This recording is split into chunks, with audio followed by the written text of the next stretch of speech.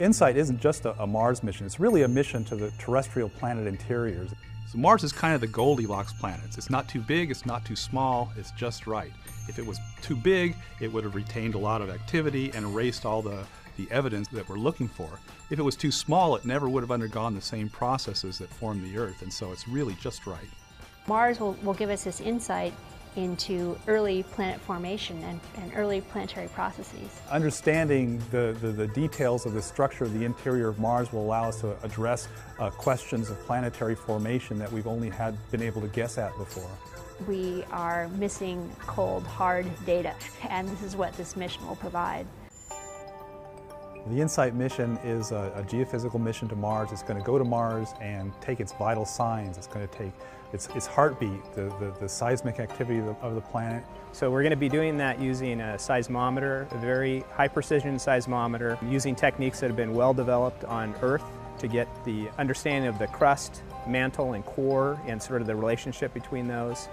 It's going to take its temperature by measuring the thermal gradient of the surface, which tells how much heat is coming out. We also have a heat flow probe, we call it HP cubed, and what that does is it's going to basically take the temperature of Mars, and from that it'll be able to understand what the thermal flux is over the course of a full Martian year. And it's going to sort of measure its reflexes by looking at how the rotation wobbles with the tidal effects of the sun. Our final experiment is called RISE, and that's going to be looking at basically the wobble of Mars to help understand what the core size may be in composition.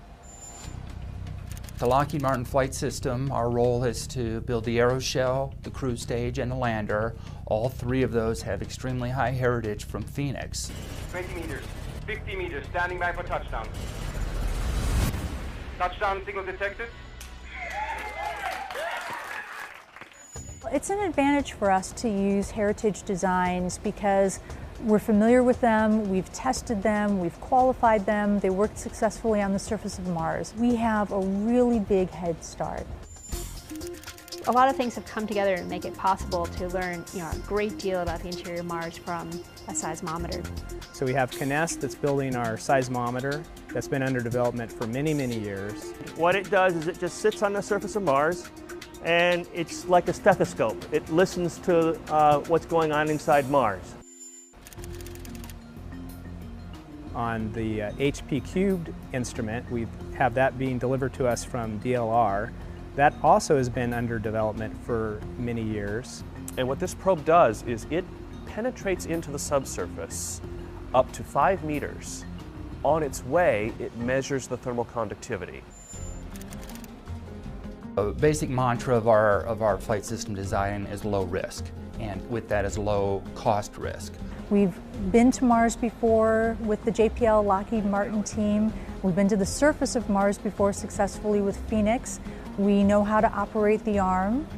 The surface operations are much, much simpler than Phoenix. We're putting 2 instruments on the surface and then we're leaving them there with no ground in the loop interaction, repetitive weekly uplink downlink sessions. We're just made to do this mission.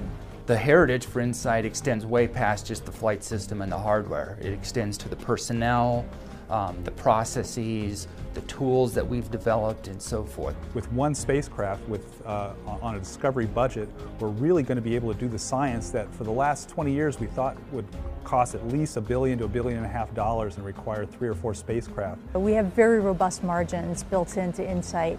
50% margin on our instrument deployment timeline. We have 50% margin on our science data collection. We have 500% margin on our daily data volume. We're in good shape. Well, I think this mission is going to generate a lot of excitement. We're already connecting to the public through Twitter, Facebook, and on the web. We're going to be working with educators to put Marsquake data in the hands of the kids to actually work with it as part of their earth science curriculum and get an angle on planetary science at the same time. We've got the right expertise and knowledge to run this mission. We're going to be ready for launch in 2016. Within 6 months, we'll be landing on the planet and immediately bringing back our science. It's going to be a great mission.